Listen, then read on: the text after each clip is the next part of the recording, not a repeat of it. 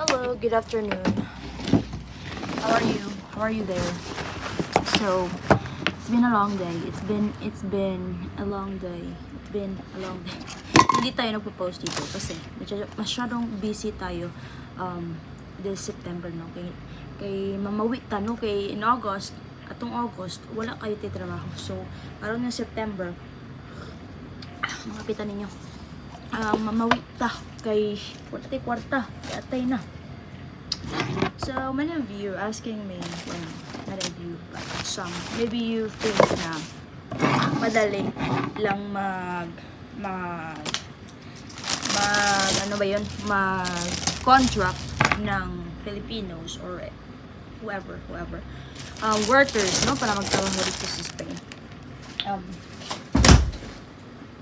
Hindi siya madali, actually, kasi maraming papers ang kakailanganin.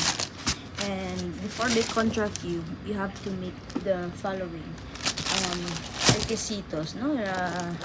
Yung potential mo, requirements, or whatever. So, hindi siya madali, especially me, like me as autonomo, as a freelancer. I'm a freelancer, but you know, they call this modulo, autonomo and tipo modulo. And like I'm just earning 1,000 euros per month. So in my case, it's really hard to contract a worker.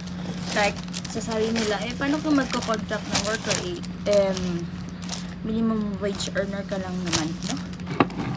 So ganun. And mag-fill tayo ng roses kasi wala na tayong roses, no? Okay, where's the pillar? Here's the pillar. I found it. Madre mia. Dito hindi mahanap lahat ng things. Lahat nawawala.